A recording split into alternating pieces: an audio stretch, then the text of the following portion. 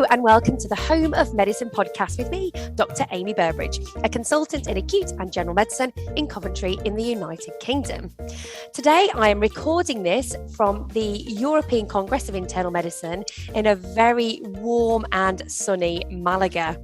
And I am extremely happy to be joined by Professor Andrew Elder, who is the President of the Royal College of Physicians in Edinburgh. Welcome. Thank you very much, Amy. It's a pleasure to be here in the Home of Medicine for this Home of Medicine podcast. As you've said, I'm President of the Royal College of Physicians of Edinburgh, but I've got a long past background in matters relating to the topic we want to discuss today, which is bedside medicine, in that I was Medical Director of MRCP UK examinations for 5 years. So that was responsible for all the exams, including the PACES clinical skills exams around the world. I should also say that I'm still an active clinician. I'm a geriatrician. And arguably, that's one area of practice where clinical skills are even more important. Absolutely. So you've had a very interesting career and very dedicated to bedside medicine. So I guess a good place to start is, what actually is bedside medicine?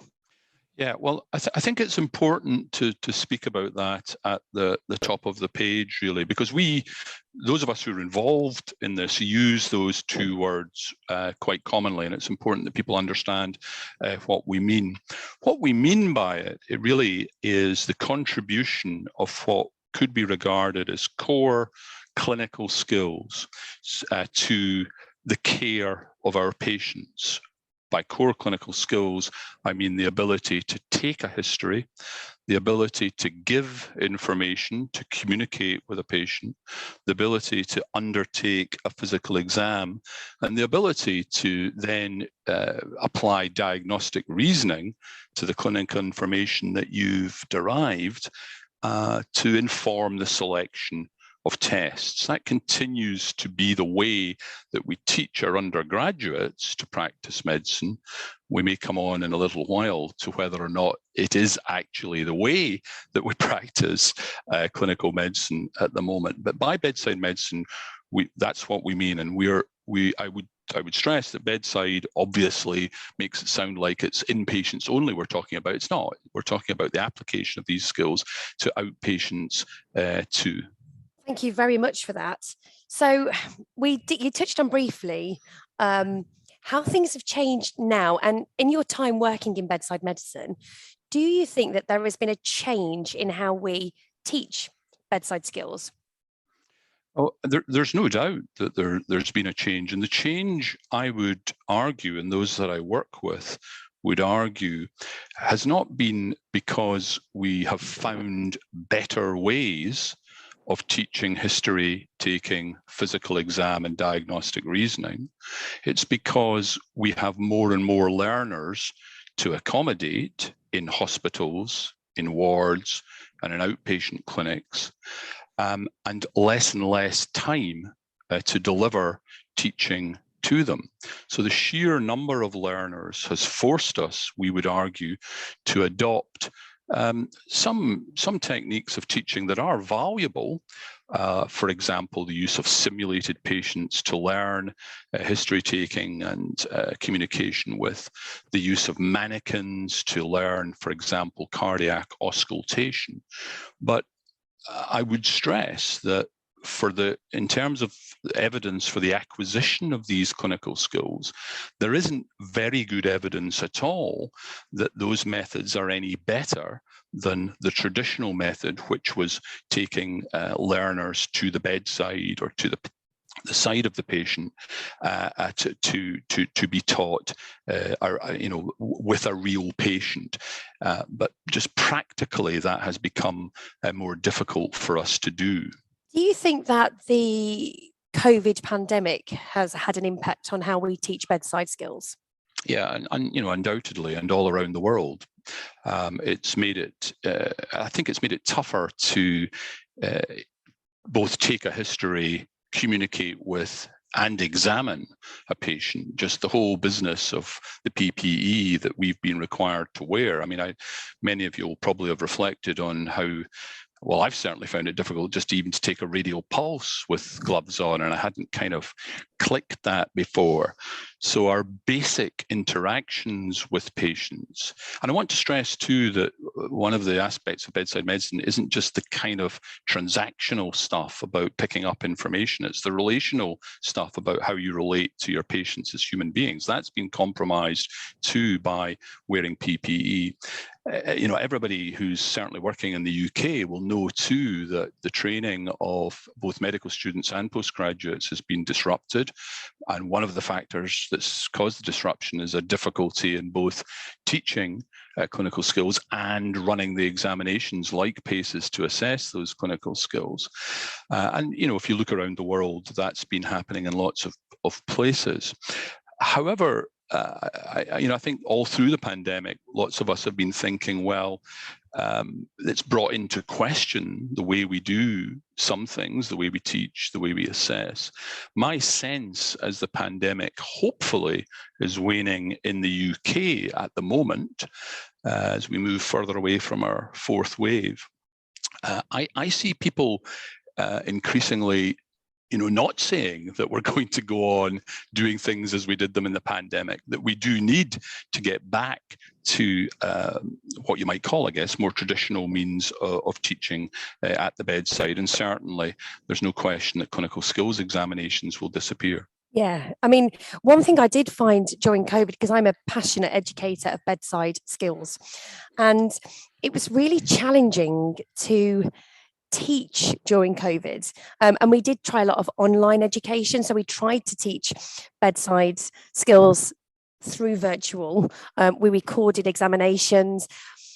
However, I think that just being around the patient itself, physically being present, the patient there in the environment, it just changes. It takes things up to a different level.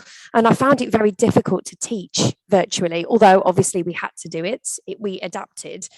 But being back at the bedside, and even as a clinician, that's where it's at actually. As a physician, that's where I feel that we get, taking that history, examining, doing that diagnostic reasoning is very difficult to do virtually. And for me, all about even the smell of the patient, really examining them, looking at their nails, looking at their toes. I think you can tell so much just by being in the environment of the patient, which is lost virtually, and also via telemedicine as well, I think. Yeah, I mean, I think it's been, we're all looking for silver linings in the cloud of COVID. And I think the fact that it pushed us much more quickly than would otherwise have been the case to practice telemedicine has been a good thing. And we've seen that it's very, very valuable for some patients. And we've also, I think, found that some doctors in their own particular fields of practice can apply it very easily and will go on doing so. And because of the convenience to some patient groups, long may it continue. However, I think we've also seen some of its limitations in terms of clinical practice.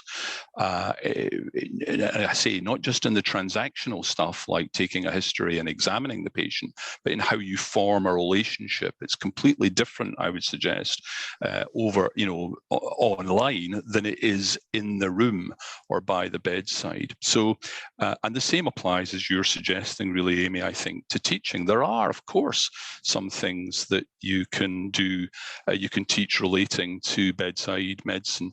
And, I should say, we've been majoring recently, the groups I work with in the States, on the physical exam, because that's the part of bedside medicine that's the weakest, particularly in the States.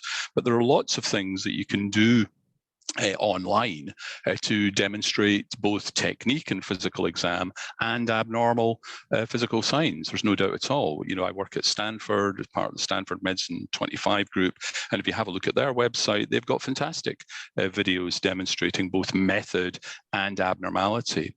I think that works best though for at undergraduate level, in my opinion. I think at postgraduate level, the teaching and assessment of bedside skills really it goes away from method. In other words, how you go about the physical exam. What it comes down to is your ability to pick up a proportion of the abnormal signs that a patient has, and also not to invent or find things there that aren't actually there, or your peer group wouldn't say are there. So it's false positives and false negatives. And I would argue that you can only really do that by examining real patients, ideally being observed doing that, and getting feedback about both your method and what you're finding. And I'll pick up on what I think I mentioned the example of cardiac auscultation using mannequins, and I think that's useful at undergraduate level, but in fact the evidence base that exists shows that if you're taught how to examine or find murmurs on Harvey, you get better at examining Harvey. In other words, at the end of your training, you're more able to differentiate a pansystolic from an ejection systolic murmur on Harvey. But there isn't much evidence to suggest that you can translate that into real life clinical practice. And that's what I would argue we need to be able to do. Yeah, it's certainly something I've experienced as well. I teach undergrad and postgrad, and yeah, the role of virtual education for undergrad definitely has a role, but postgrad, particularly in PACES education, I have struggled, and absolutely, like you say, to pick up on those abnormal signs, I think you need to actually be with a patient themselves. Yeah.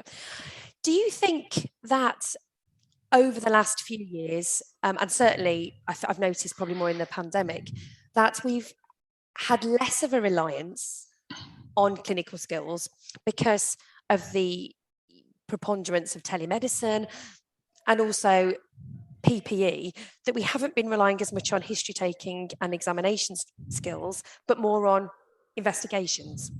Well, yeah, I think even before the pandemic, that is undoubtedly the case.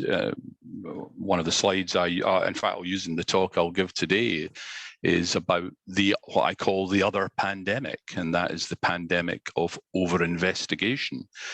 Now, there are a whole lot of drivers to over-investigation, and it's most marked in the United States, I would argue, partly because of some of the different drivers that are there, like models of reimbursement for physicians in some parts of the states are dependent on the number of investigations you order. There's also increasing concern about patient expectation, fear of being sued if you don't do an MRI for somebody with back pain. So there are a whole number of drivers to over-investigation, but we would argue, the groups I work with in the States would argue, where this problem is most pronounced, that one of the contributors is a decline in the confidence of clinicians in their own bedside clinical skills.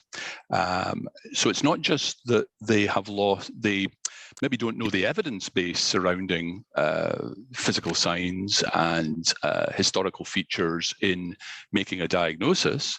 It's that they don't, particularly with regard to physical exam, they no longer trust their own skills in physical exam.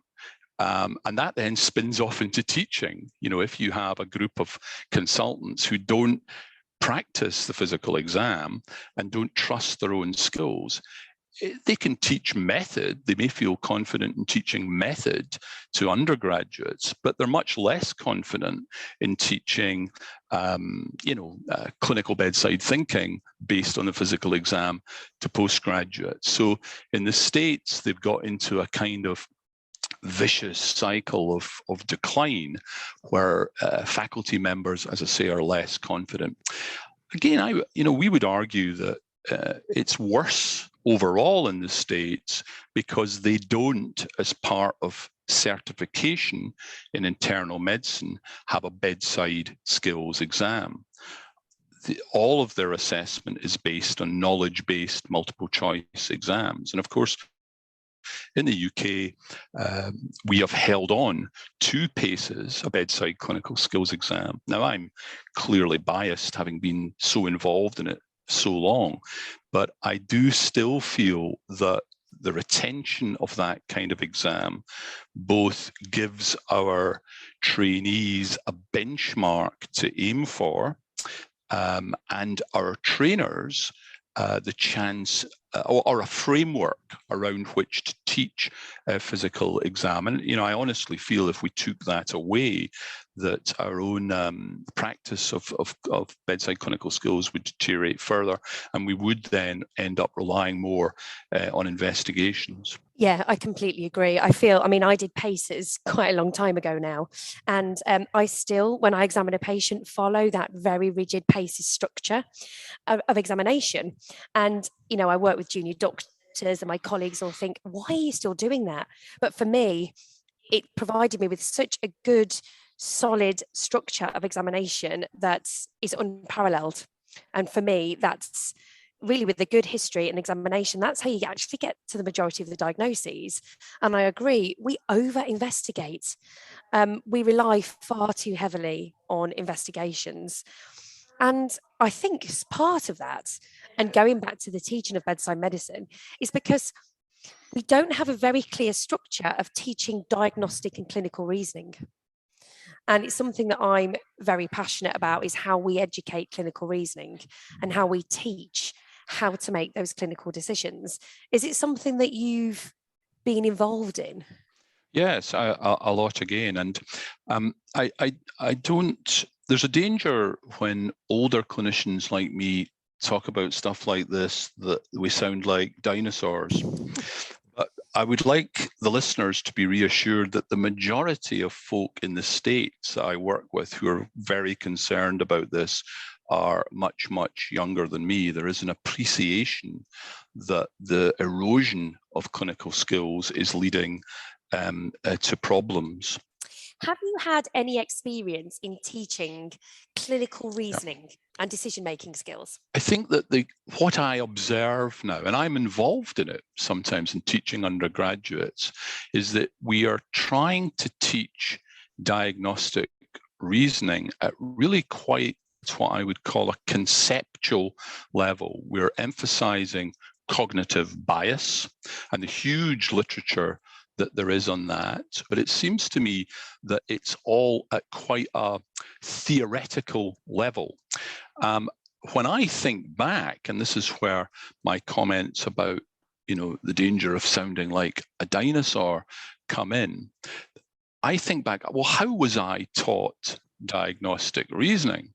And I've realized after thinking about it for a while that there were no courses on diagnostic reasoning at all. What happened was that we were taught and trained around individual patient stories, usually at the bedside, but sometimes in a case presentation setting. And this actually is something the Americans are fantastic in their protected learning and internal medicine training. The whole morning report idea is superb, and I sit on them a lot. When one case is presented, usually by the chief resident, and the whole group talk through features in the history, the physical exam, the basic investigations, refining the differential diagnosis as they go.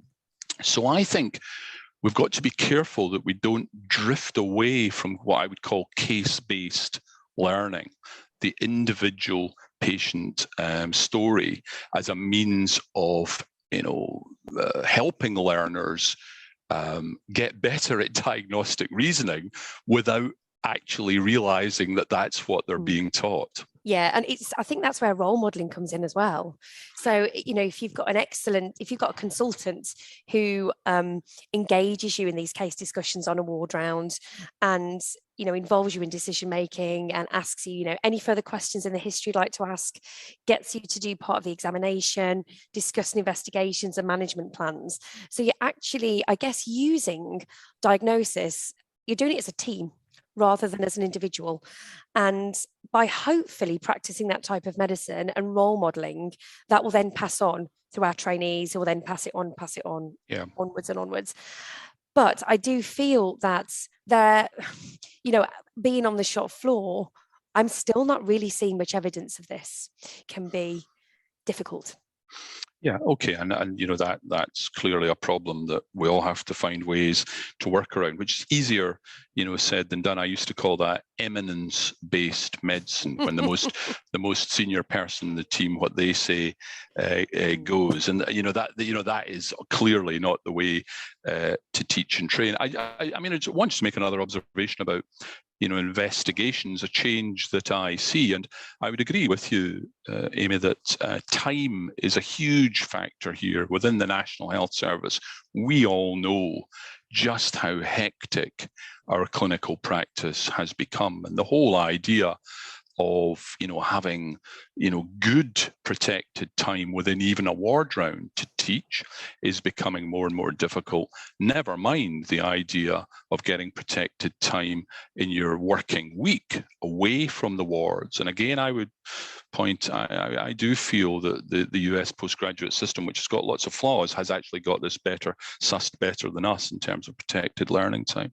But one change I see that may relate to time is that certainly in what I'd call general internal medicine or acute medicine, we look at the imaging, the actual images, less and less.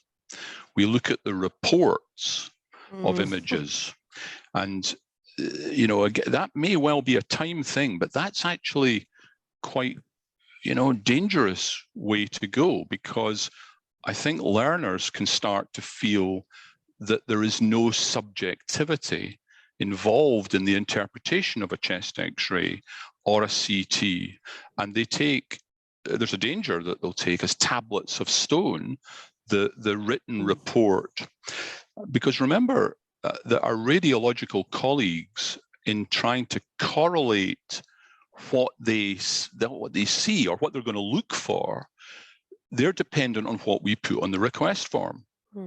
And there is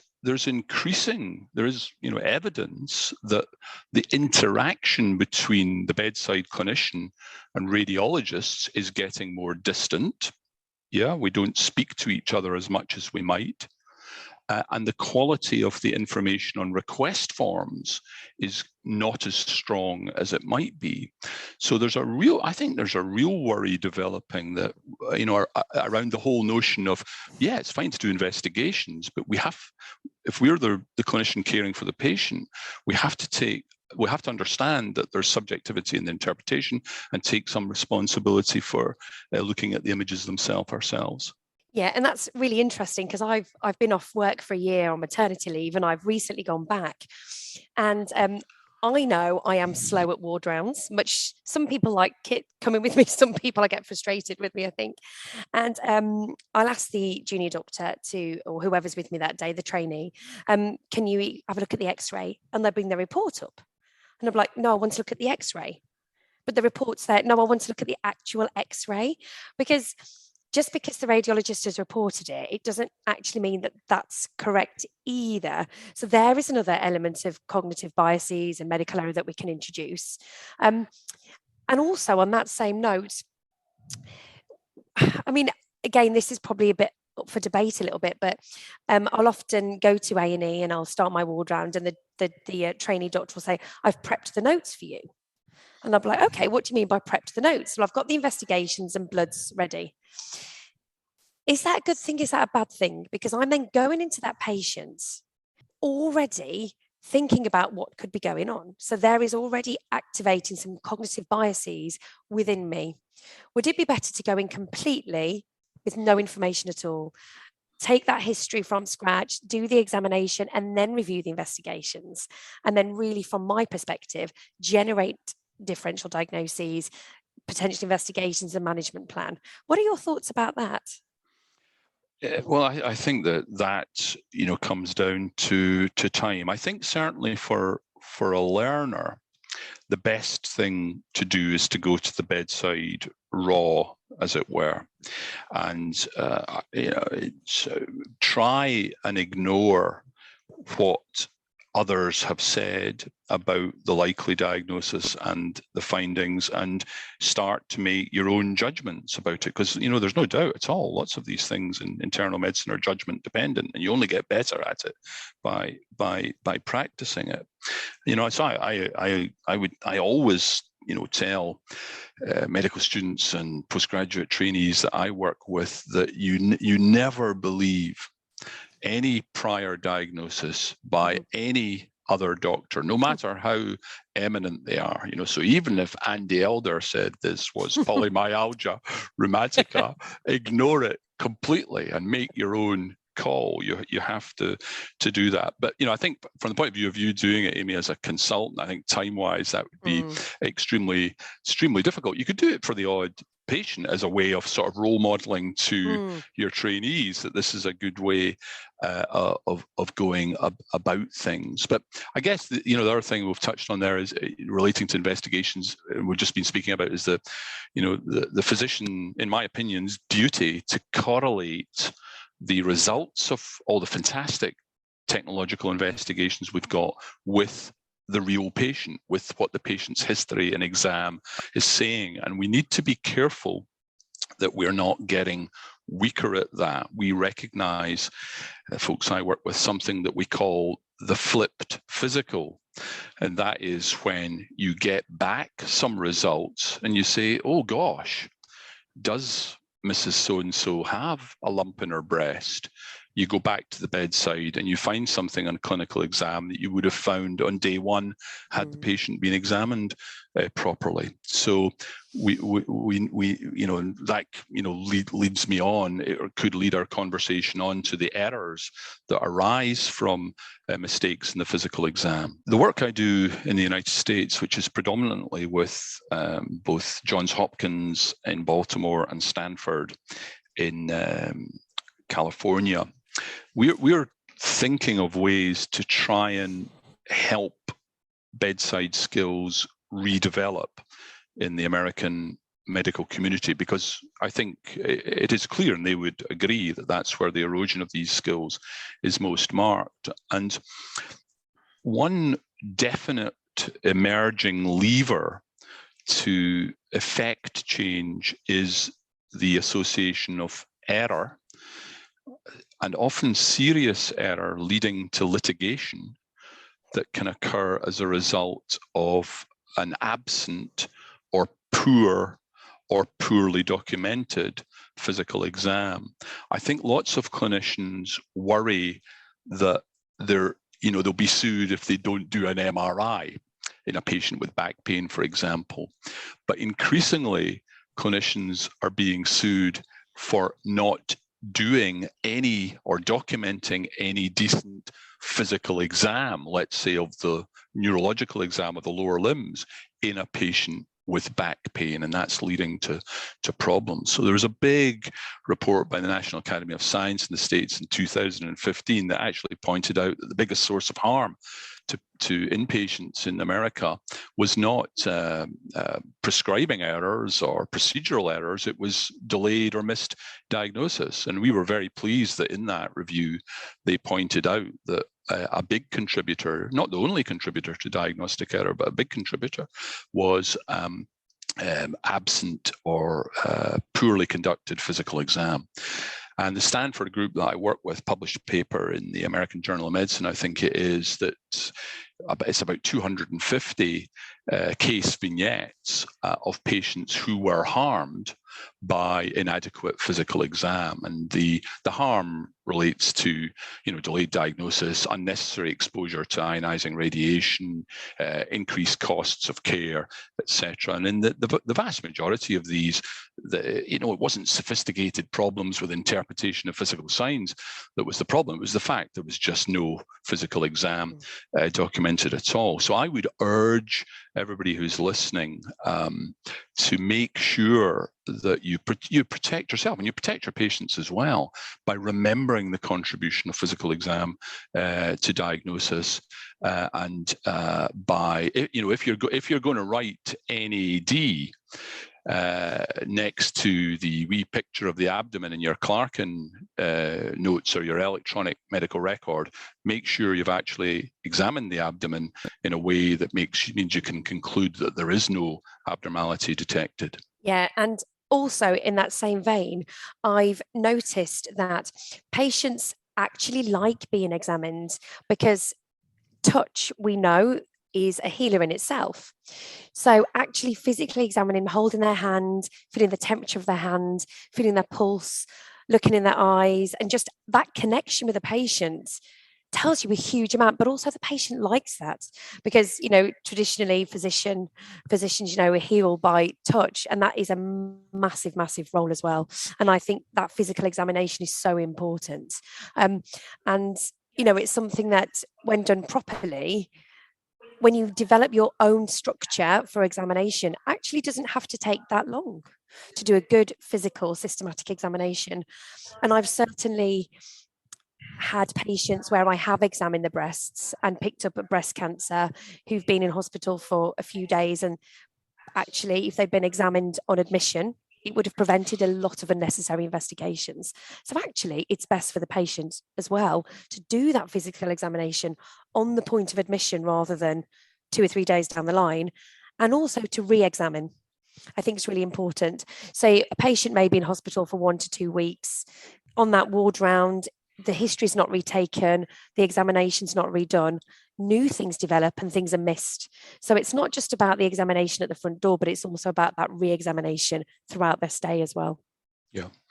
I collect my own errors as well. I don't have time for me to describe any of them, but I think it's every physician I've spoken to about this can think of a patient under their own care when a problem, either with their own or one of their team's physical exam, has led to problems. But what you're saying there, Amy, too, about the patient's perception, I think is spot on as well, and it relates in my own mind, the way I think about it, to the kind of relational aspects of what we're doing with bedside medicine as opposed to the transactional, the information gathering. And every study that I'm aware of that exists in which patients have been asked about their perceptions of the physical exam tells us the same message, and that is patients do value it. The reasons behind it we could talk about for a long time, but it's something, I think, to do with their trust in you, in the bond that you form with them as their doctor. My great friend and colleague at Stanford, Abraham Verghese, who's professor of medicine there, he coined the word the eye patient, as in iPhone. And by that, he was meaning that the representation of the patient on the electronic medical record, and how we actually lavish much more attention now on the eye patient than we do on the actual person in the bed. And again, that comes down to time. But again, every study that I know of that's looked at that in the States will tell you that the typical US internal medicine trainee will spend about 10% of their time on their shift with a patient.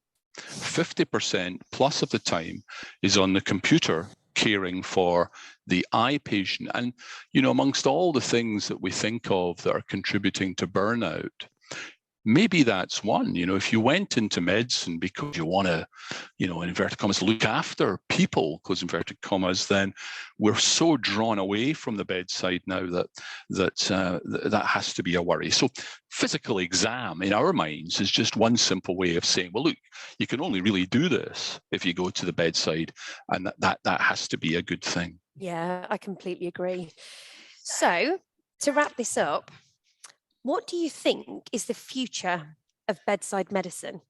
And what can we do as educators to make things better for those coming up behind us? Well, I think we can remember, it sounds an obvious thing to say, and I hope people don't find it in any way condescending or patronizing, but we have to remember what it is that we're trying to do as physicians, and that is look after people. We have to find ways to, in the hurly-burly of our care, particularly in the NHS, to be with our patients. And ultimately, as we've mentioned several times in this chat, that comes down to time. Time is the most precious commodity that a physician has, I would suggest to you, and we do not have enough time at the moment. I know of no medical system in the world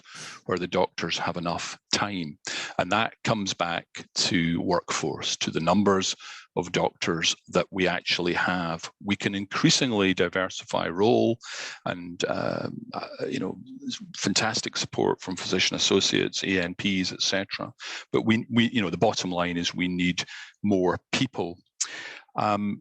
And we need more people because all health systems, and I will use the NHS again as an example. If you're a physician in the National Health Service, your primary responsibility is to deliver clinical care. But close behind that is your responsibility to deliver teaching and training to those who follow you. And that is being squeezed out at the moment by the pressure on the need to deliver clinical care. And younger colleagues will look at a career in medicine and be put off, I fear, from joining it if we don't get our act together around training and around manpower. Within the current manpower situation, what can we do? Well, I think lots of little things put together can achieve bigger things. I would encourage people to, I suppose, look at PACES, criticise it, and have constructive ideas on how to change it, to develop it, but to support the idea that going on assessing some part of our interaction with the patient at the bedside is valuable in postgraduate education and training. And for all of those listening who have academic leadership responsibilities, I know curricula are packed at undergraduate and postgraduate level, but please continue to make the case for the inclusion of protected time for trainees to learn, and particularly creating an environment in the workplace where we can deliver bedside teaching that I think our trainees actually want, and that will help patient care in the long run. Yeah, absolutely. And I think having now got undergraduate students back on the ward, seeing them actually interact with patients, they love it. They really miss that interaction during the pandemic, and you can just see their faces light up. The patients like the interaction as well. So I think we really need to drive forward in continuing that bedside education. I think I'd like to leave it on, I probably say this on every episode, but I am such an advocate for really that patient-doctor interaction. It's all about history taking. Take a history, listen to your patient. They are telling you the diagnosis, good physical examination and less over-reliance on investigations that's actually sometimes we don't really understand. Thank you so much for listening to today's episode of the Home of Medicine podcast. And if you'd like to get in touch, you can contact me at amy@efmacademy.org, or you can tweet me at Amy Burbridge. Thanks for listening. Goodbye. You've been listening to the Home of Medicine podcast, a podcast brought to you by the EFIM Academy in association with the European Federation of Internal Medicine, a leading organisation in internal medicine. Thanks for listening.